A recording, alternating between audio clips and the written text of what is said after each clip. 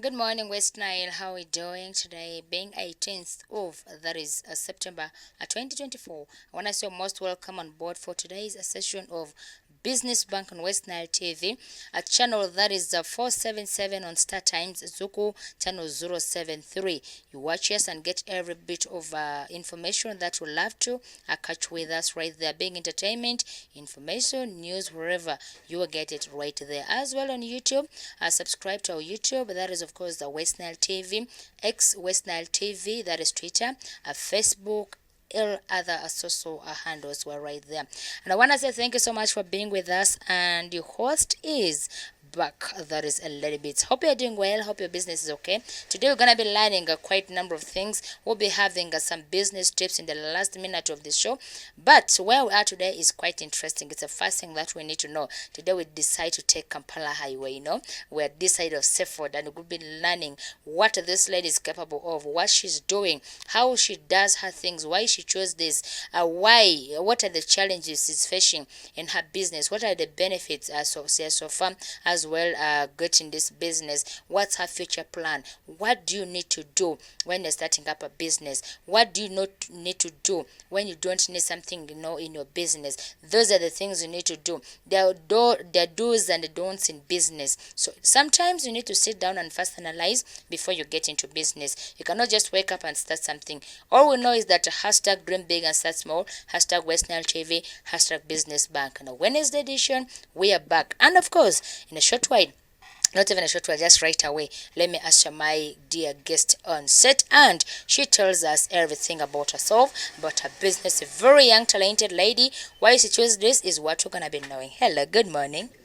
Hello, viewers. My name is Piwa Lara. I'm a fashion designer around Seaford. Here we mostly deal in ladies' attires, be it casual, corporate, party wears. We have it all here. I'm glad to be on the show today. All right, I thank you so much, Pure. I guess I know that Pure was just a business name. I never had idea that it's actually a name. Please, just a brief one. Why that name? Why did you use that name for your business name? Besides it's being Pure, I'm saying, is it Pure Stitches, something of that kind? Please elaborate for us more. Piwa, the way it sounds alone, it's very unique. It was a name given to me by my parents. It's actually an Alur word which means for us. Mm, yeah, stitches is more of like sewing, something like that. So I decided of all my names, I think Pure would stand out more. So I decided to go with Pure Stitches.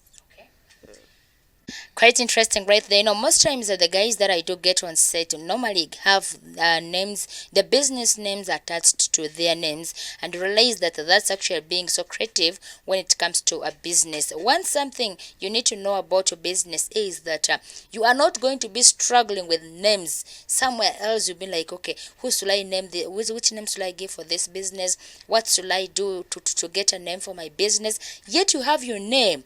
Like as I speak, my business is there. Yes, it's having names attached to my name. That is, of course, Lady Bits food supply, something of that kind. So it depends on what name you want to give for your name.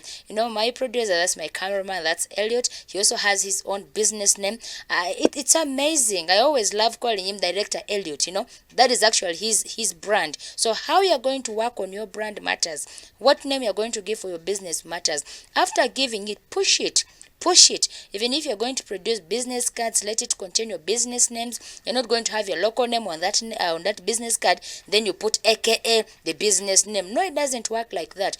Pure Stitches came on, said, okay, since I'm called Pure, let my business be called Pure. It's not my show, it's her show. Please tell us a brief background about your business. Pure Stitches officially started like in 2023 November 1st. Though I had a passion for fashion all my life. Since I was a child, I was doing a lot of drawings and all that kind of thing.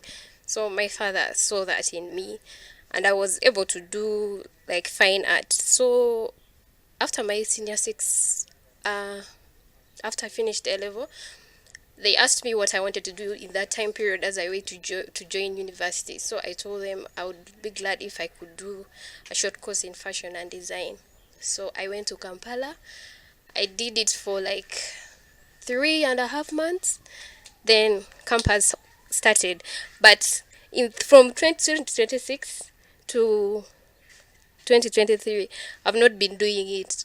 I was just there idle at home and waiting for school. When school finished, I was pursuing other dreams like trying to do formal jobs and all those kind of things until last year, 2023, when I told them, I think I've tried so many things and they are not working. I think I want to do my own thing and my passion, which has always been fashion and design.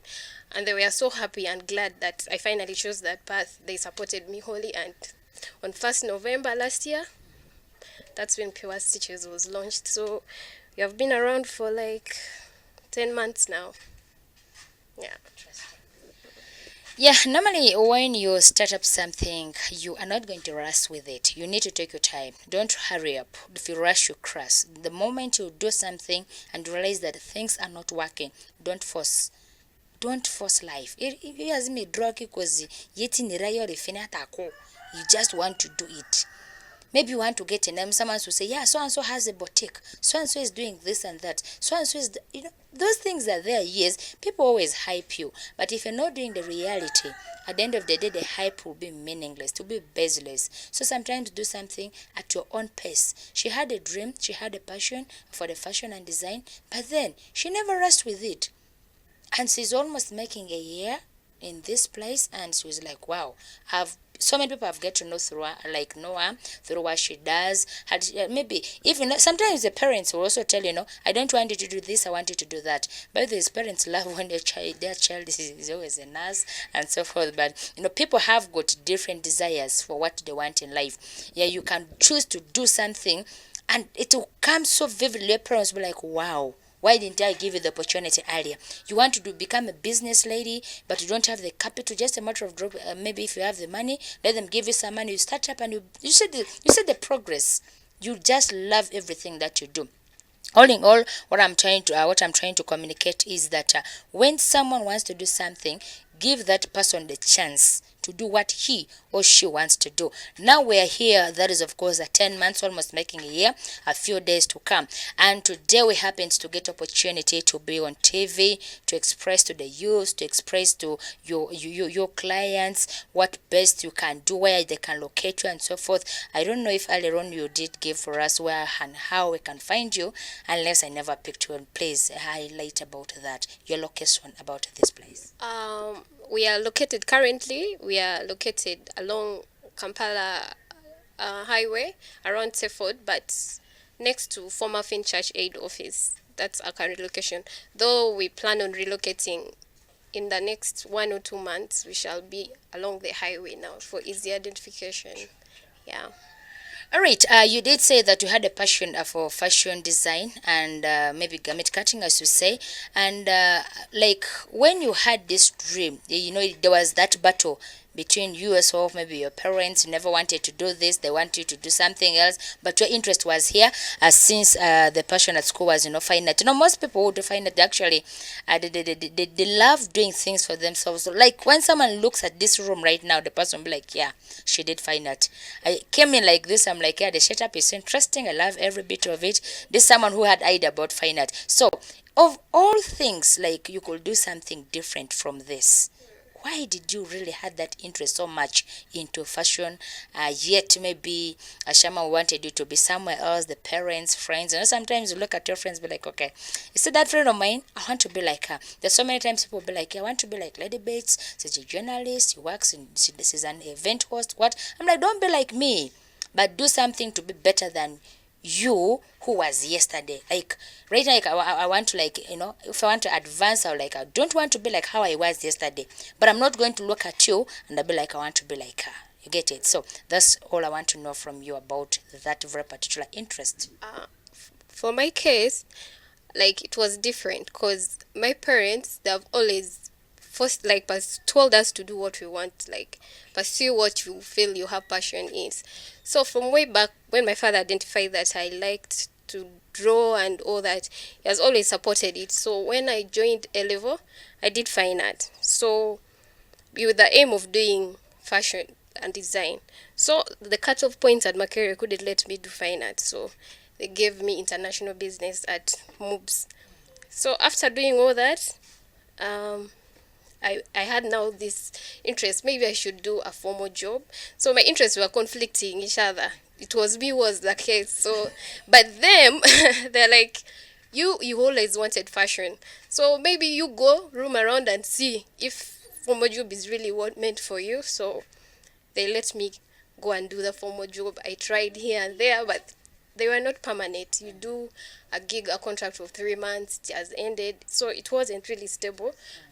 After I graduated, I was home for like 3 years because I graduated in 2020. So they're like, let her try. When she comes back to her senses, she'll sit down. Because I had all the things I needed at home, but I really wanted to be somewhere in an office, somewhere doing something. Though I loved fashion, I wanted it to be as a part-time job. After I come back from work, I can sit on my machine and do something. But then all was not helping me. Yes, until the day I told them maybe I think my calling is really in fashion because I've been sitting on it for so long. It was all I ever wanted to do, but interest started conflicting. That's how I ended up now getting lost. And my mother told me, you have to do a novena prayer. So I did a novena for 7 days. So I'm like, I'm going to take on this path. If it's not meant for me, don't let me last 3 months. So from the moment I started sitting on my machine, I've never had any complaints. Like it keeps getting better and greater. So I decided to just let God now lead me, and I see good things coming out of it. It's good to always let God speak to you and follow the passion that you have. And that's my story. Very, very interesting, by the way. So because you look at someone who is always putting God before her, putting God before him, like you're going in for prayers for 7 good days, and then you'll be like, well, that's of course with fasting. It's not just going to be ordinary prayer, any other prayer someone can contact. So that alone, most people do say that God doesn't answer prayers simply because they have not committed themselves. Yeah, I've gone through such scenarios. You'll be like, okay, I just going to commit this to God. Let His will be done. You can do things according to your will, but the will of God, if it's not going to intervene, trust me, nothing is going to yield fruit in what you do. So all in all, that is what she has to put for us. Her interest alone has been placed before you. Now, as you as a viewer out there, you're watching us, you are doing something right, or maybe being a small scale business. You know, it's always hard to start partnership business or like joint business, yet you know you are not capable of what this the impact of this business is, where it is leading you, what you are supposed to do. So instead you start something small, then the other business will come in. So that's the process of you where you're going to be having intra business, like entrepreneurship, right?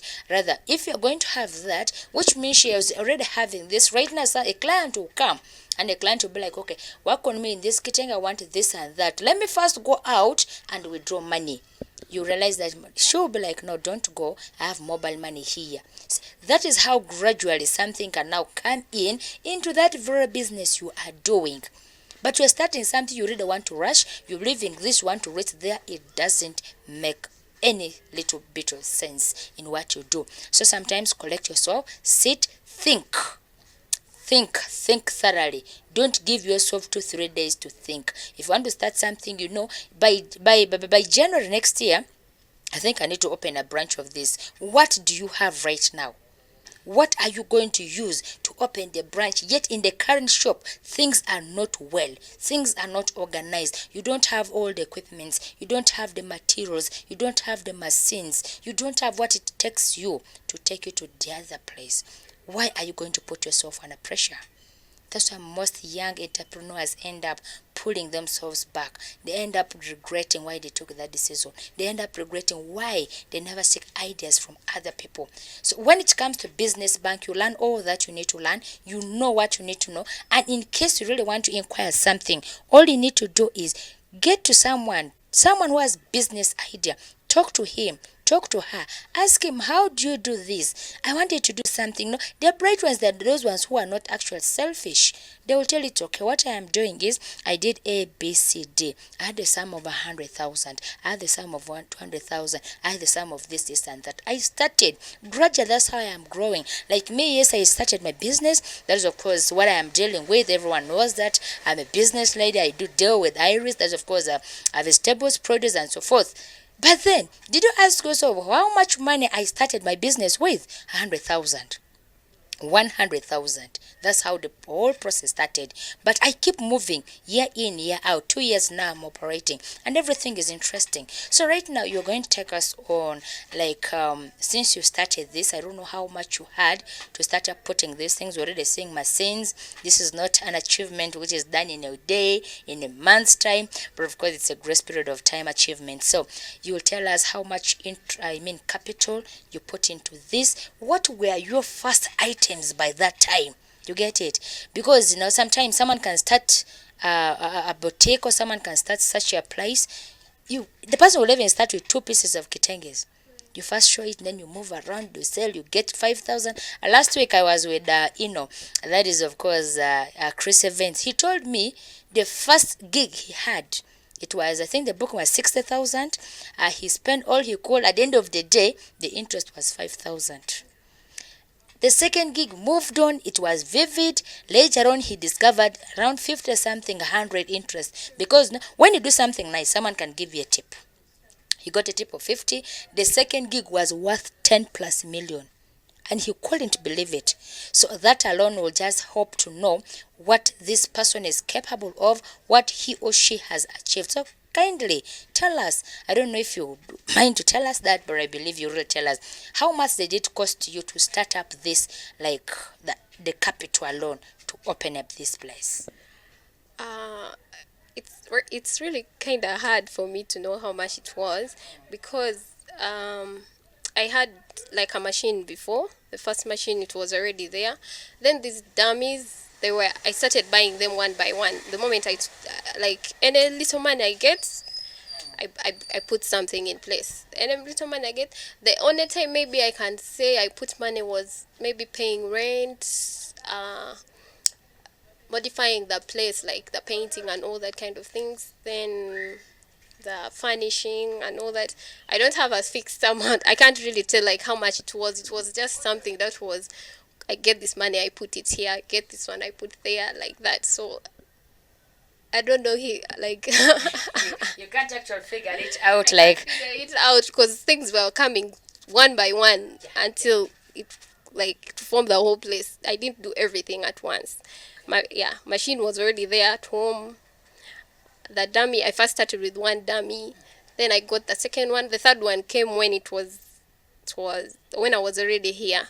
The furnishing, I started with only the shelves. These other things, attachments, started coming in one, falling in one by one, even the materials. So that's why it's hard for me to bill how much I could have started with. Yeah. yeah. You'd some I spent maybe could have been on rent and painting and all that, like trying to make the place look the way it is. That was the only time I had put a lot of money, but the rest were coming one by one. Yeah. But then basically, how long did it take you to settle, like, this business? You feel I am now settled. I don't really need, so much things, because I already have my dummy, I already have my machine, I have materials. I feel right now I can settle and do something. I feel right now I don't need to work under pressure. I feel right now I don't need to be knocking someone's, maybe like picking up my phone, call someone, be like, okay, you say I don't have this. First, hire me this material. I'm going to pay you after using it, maybe after, like, when I've sold it. So I really need to know how long it take you to settle for this very business. It was roughly 3 months. Yeah, it was roughly 3 months. The first month, it was kind of a bit challenging. I had some doubts, but then I'm like, I have to give it a try and see. Because I'd requested in my novena, I'm like, if this is not what it's meant for me, at least I shouldn't go past those 3 months. But it kept getting better and greater. So it took me 3 months. Those 3 months, it's where all the magic happened. Yeah. Yeah, I would really love to give some 2, 3 business tips for the beginners. Especially, I'll be doing this almost every other show that I'll be running every single Wednesdays. At least let's have some business tips on how you will be running your business and what you're supposed to do as a beginner to start up a business. But I think that one I'll be doing it in the last 30 minutes. That's when I'll be giving you some of the tips. For now, I am going to dedicate the whole time for Pure to give us all that she has, to give us all the tips. I don't know, maybe somehow you may have some tips for the beginners. Yeah, someone who is stepping in for a business newly, what the person needs to do and what the person need not to do, like how you did your things wholeheartedly, single-handedly, and that has brought you actually here. Before actually the next question, I don't know if you have some 2, 3 business tips for a beginner. Like just put yourself into that, so where you started from and where you are. Definitely it's going to apply for those who are also starting something new. Like yesterday someone texted me that, hey Bates, I love your business bank program, by the way, and the only thing that has kept me moving is the confidence. See, he has it. He has the passion. He has the morale. He has everything it takes. But sometimes he feels scared to continue with this because he feels he's losing. Worst is when you are getting like a loss in a business. You put something, you feel like someone will come and buy this thing so quick, but it doesn't go. You'll have some displays. This is going to, in your eyes, it's actually interesting. You love it, but trust me, a customer is not going to come for this. You'll be like, where did I go wrong? Who is bewitching me? Who is after me? All those things will now come. Yeah, people will talk. So please give some, at least 2. I'll add maybe some later. First thing, it doesn't matter what you're going to do or what you want to do, business or not, always put God first. That's the first thing, always. God, let Him lead you in all that you want to do. Secondly, you need discipline. Like that is the most important thing any business owner or anyone, not even whether you're doing a formal job or not, you should always be disciplined. Like, then I would say take risk. You can't know how far you can go without risking. You have to put a few things here and there. Some may not go out well, some may go out well, but you can't know if you don't risk, and you have to keep being persistent too. Yeah, times are hard, things are hard out there, but you keep pushing, praying and hoping for the best always. That's at least, those are the things I know that has enabled me to reach this far. I actually love the last one so very much. That is the risk taking. People do not want to take risks. If you are not going to take risk, you are not going to stabilize in business. If you're not going to take risk, you are not going to open up a branch. If you're not going to take a risk, you are not going to achieve your dreams. Risk is always key in business. Sometimes take it intentionally, but don't take, the risk we're talking about is in business. We're not asking you to go and risk your life in making someone's wife pregnant when you're not capable of that. It's business risk is what we're talking about here. Take risk in business. At the end of the day, come sit down, be like, okay, yes, I did it and I succeeded. Go to the next second step and do something for yourself. First thing first, when you want to start a business as a beginner, what do you need to do? First, identify what are you going to deal? What exactly is that business you want to deal with? After identifying that business, then sit down. Have a work plan. You are not going to do a business without its work plan. What do you need to do for that business to succeed? What do you need to do for that business to stabilize, to open another branch? You're not going to get money somewhere to open another branch, but the money within that business branch is what you're going to use. It's going to be interest produced for that business. Then you'll use it to go and open another branch of a business, either the same thing or another. That's what you're going to do. Well, then, you had earlier on said that taking risk is one of the important thing in business, of which you did, and that has actually ushered you right here. Earlier on, I didn't ask you if this was your dream plan, dream job, or dream career. Since you were born, from childhood, everyone has got that plan. By then, you never had idea about fine art. By then you never knew that you are going to be somewhere, to reach, like, even right now you get a nursery kid. What do you want to become in future? I want to become a doctor. I want to become a nurse. I want to become a teacher. They will have different plans for their future. But once we reach somewhere, Uganda will decide for ourselves. Uganda will be like, no, your plan is not going to work as you planned. Uganda can even decide for you to be jobless. But when you don't have, you'll have to fight that feelings. You'll have to fight that mentality. I cannot decide to be you cannot decide to be jobless, but you are going to wake up and do something. That's why most of the graduates are home. Most of the school drop-ups are home. There's some who finish. They are home doing nothing, waiting for white collar job. For how long is that going to be? So what was that dream job, dream plan since childhood? I don't know if it was this. If it was this, I want to say kudos. But if it wasn't this, tell us. As a child, I would say, like, me as me, all I knew is I wanted to have money. Okay. So that would be like making me a businesswoman. But regardless of that, the way I wanted to make my money, I wanted it to be something linked to like international trade or something. I wanted to move around like the world traveling, and that's why when I applied for art, they didn't give me. I applied for international business. So that's what they gave me. So in that course, I knew if I did it, I'll be able maybe to be, I would do travel. Maybe I would do something with logistics, foreign exchange, something. I just wanted something in that category. So I just travel the one. yes, and have money. I didn't have, it was crazy. I didn't have this dream of I want to be a pilot, I want to be a doctor. No, I just knew I wanted to have money. You just want to money. Money, yes. Got you. But and I loved those things of drawing, so I'm like, maybe I will have a museum one day. What those things? This girl's dream was too big, ladies and gentlemen. We'll be right back after this a short commercial break. And when we get back, we'll be looking at the challenges, benefits, and quite a number of things. Do not move away from your TV set. Lady Bits and Pure Stitches. We'll be right back.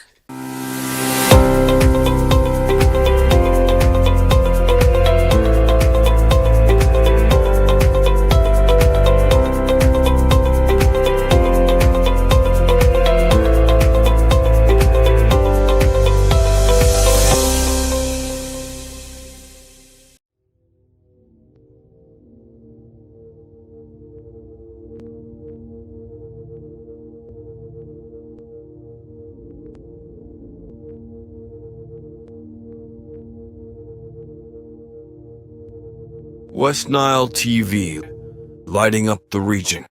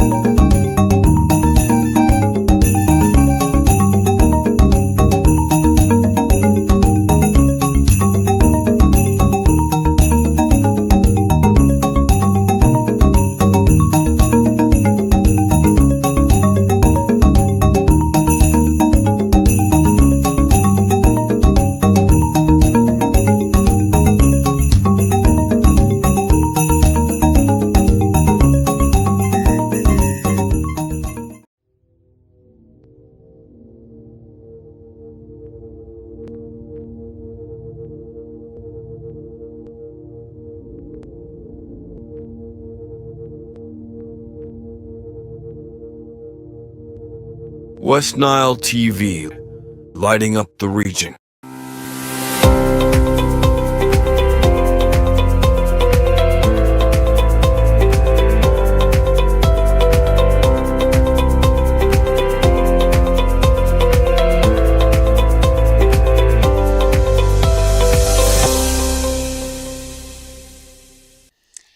Right, I must welcome welcome back from that break and hope we are still together. And for those who have just joined us, West Nile TV is what you're watching right now. The program is going on at Business Bank every single Wednesdays from 11 a.m. to 12 p.m.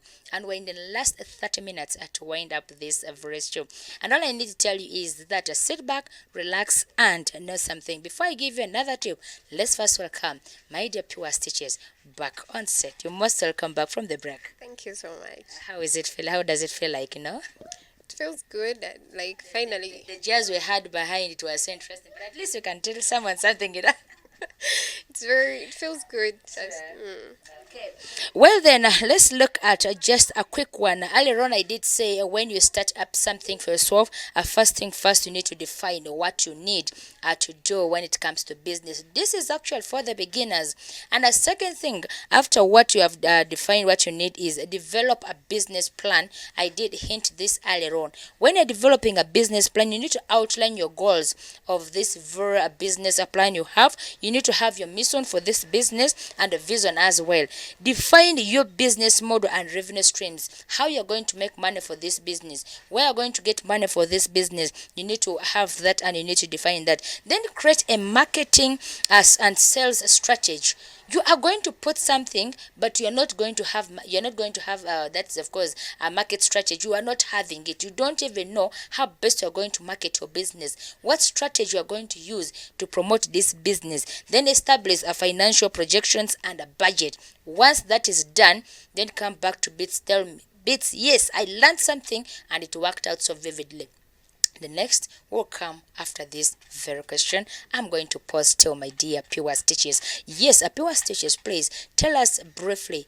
Today I want to start with the good side of this business. I'm not going to start with the bad side. Let the bad side come a little bit later. What are the benefits or the good side of this business you have so far achieved or you have so far seen for this past 10 months since you started this work? I would say first of all, it enables me like to learn new things every day. I find myself being challenged by clients and people just generally to learn things that I didn't even know I'm able to do them.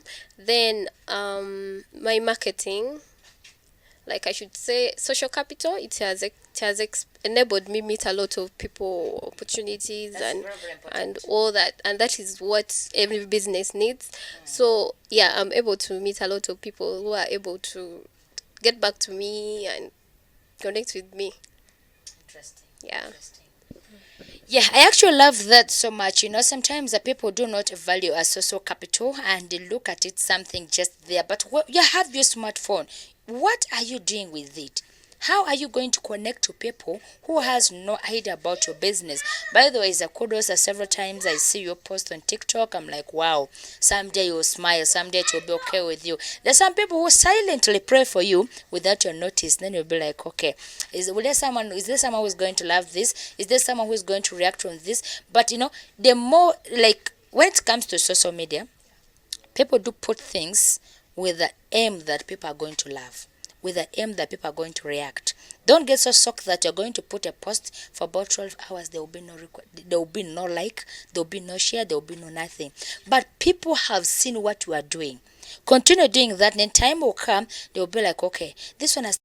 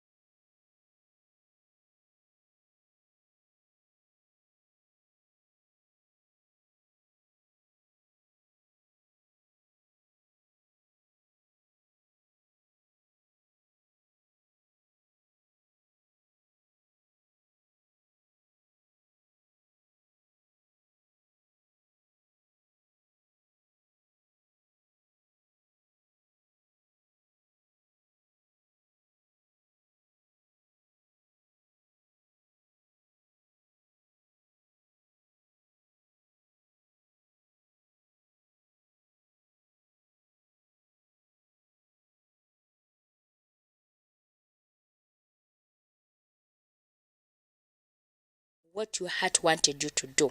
So this Shalom will usher us into the other side of the business where the hardship is always there. You feel like quitting, you feel like doing what? So please, let's look at your challenges. I would say my first materials, acquiring materials here in Arua, it's very hard. It's easy to get Ankara here, but there are those specific materials that are not here. So it becomes a challenge, like I have to always travel to go and get some of those items that I need. Then some clients, they have doubts, especially those that I get through social media.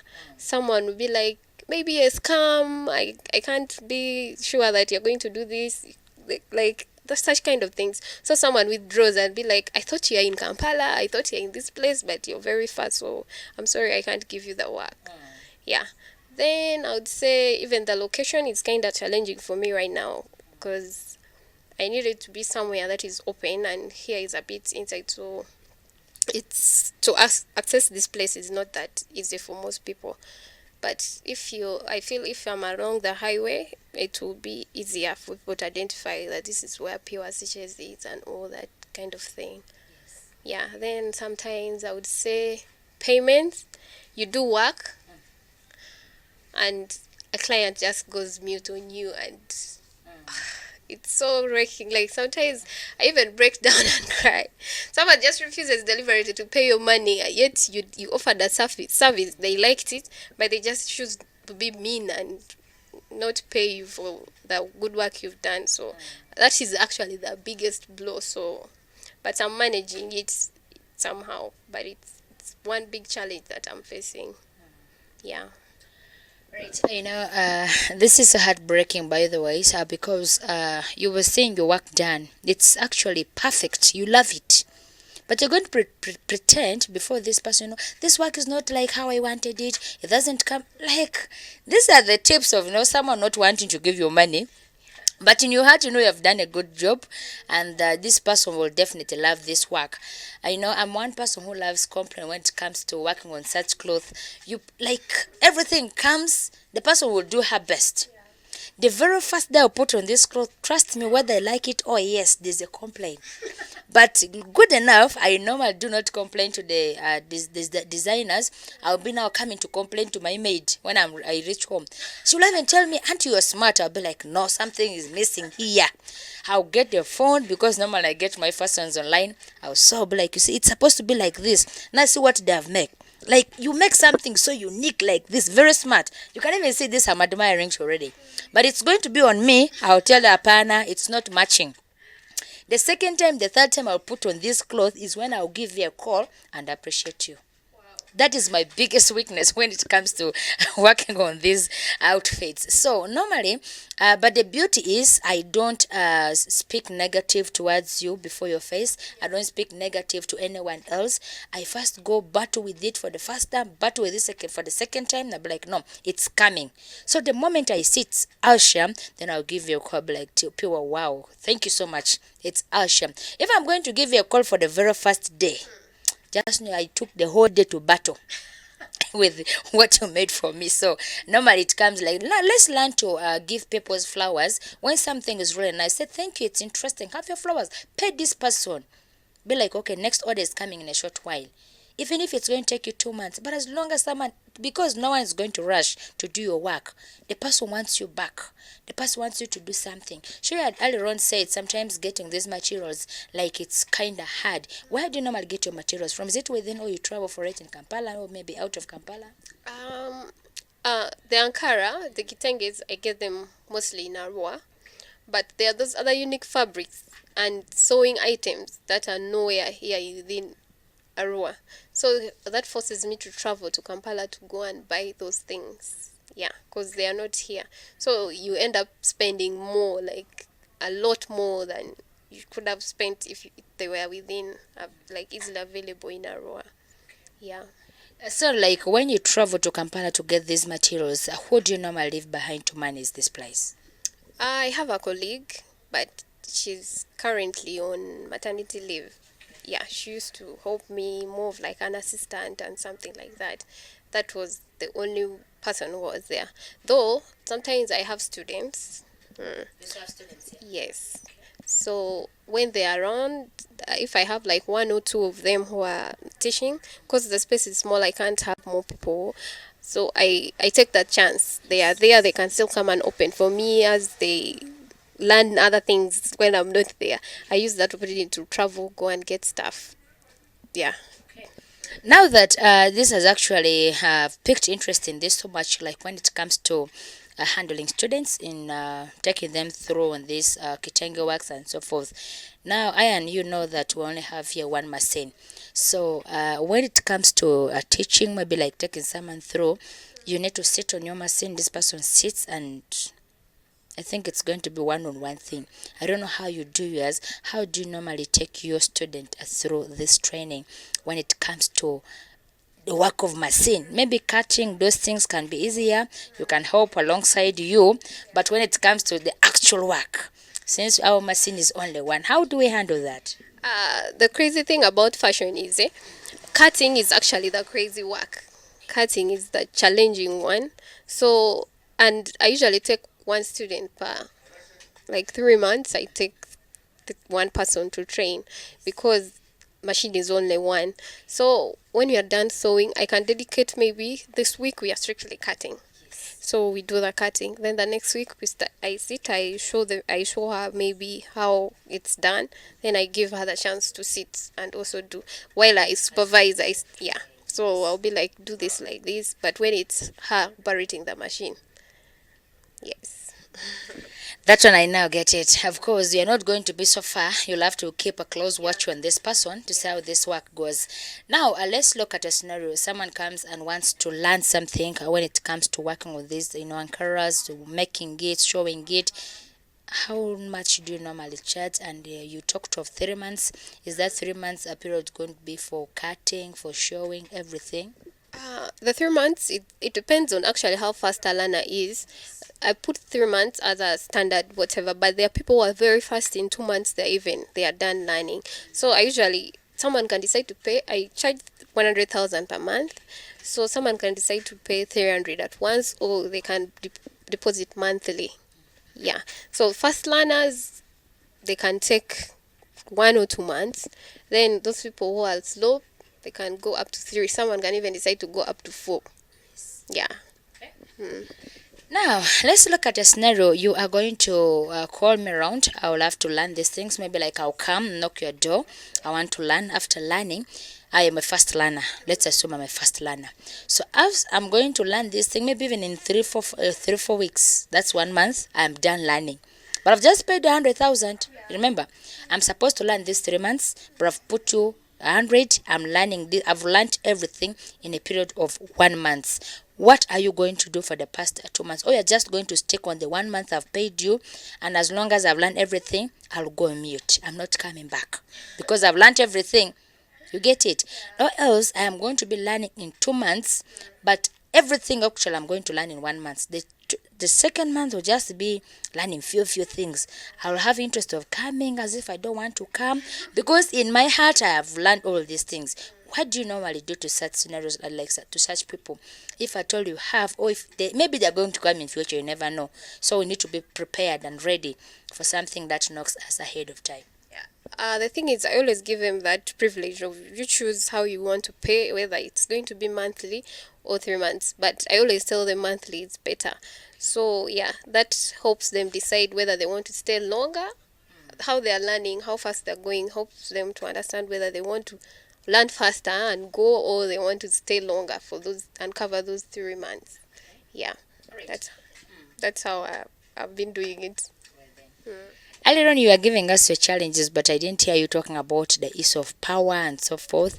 And I know so much that you normally open early, maybe on busy days, like big days are coming, you may get more orders. So let's assume power is not going to come before maybe independence and the festive seasons. You realize that you need power. You realize that there's too much pressure. You realize that you need to close late. What are you going to do when it comes to this? Power. Yeah, I forgot to mention. It should have been among the challenges.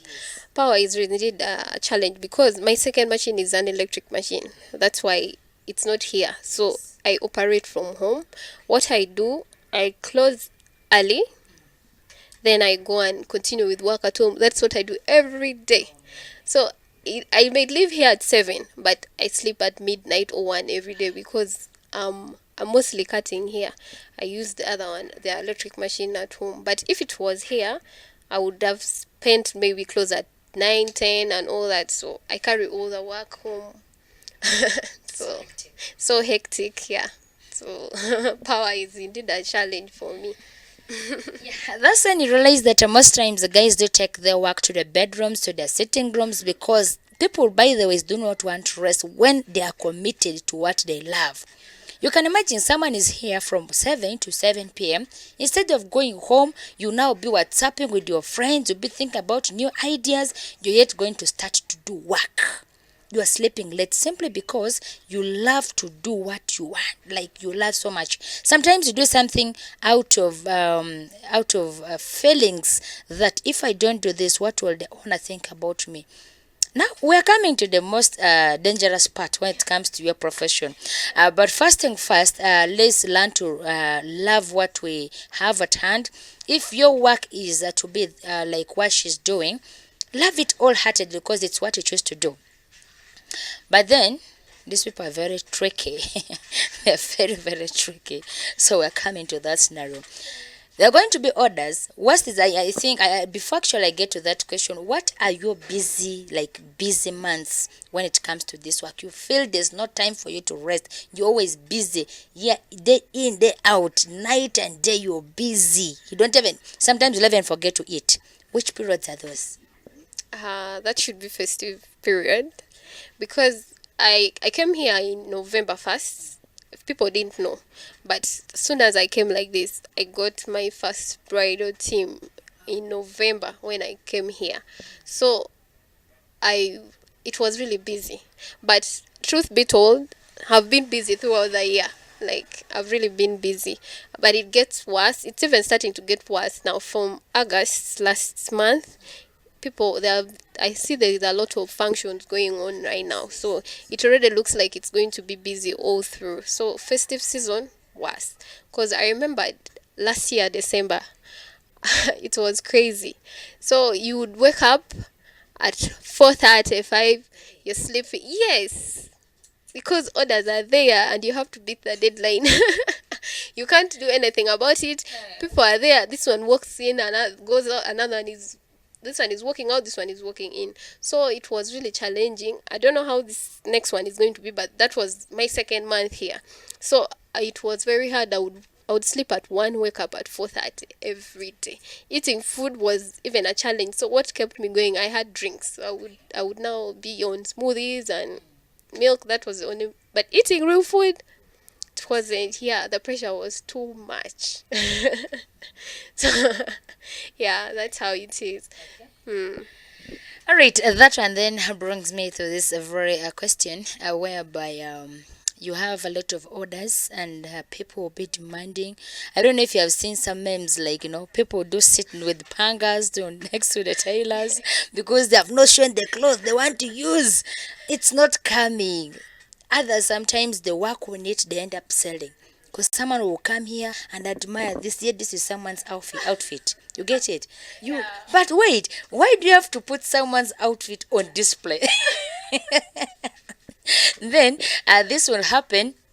Someone will come, okay, this outfit is supposed to be, let's assume it's 50,000, and then this person will be like, I'm giving you 80,000. You've already got interest 30. As soon as you're selling this, the owner will come in. I want my outfit. That pressure will now come. But why do you tailors continue doing that? I think that's how I say discipline is very key. You have to be disciplined. All those temptations will be there, but I wouldn't encourage any tailor to do that. It's not good at all.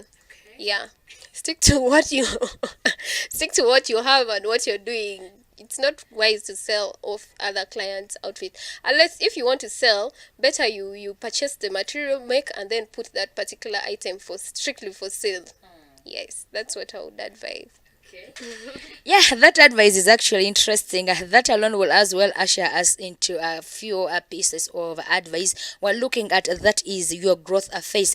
Sometimes your growth in business is not that high. It's not at speed. It's not this. The state you really needed to grow is quite different.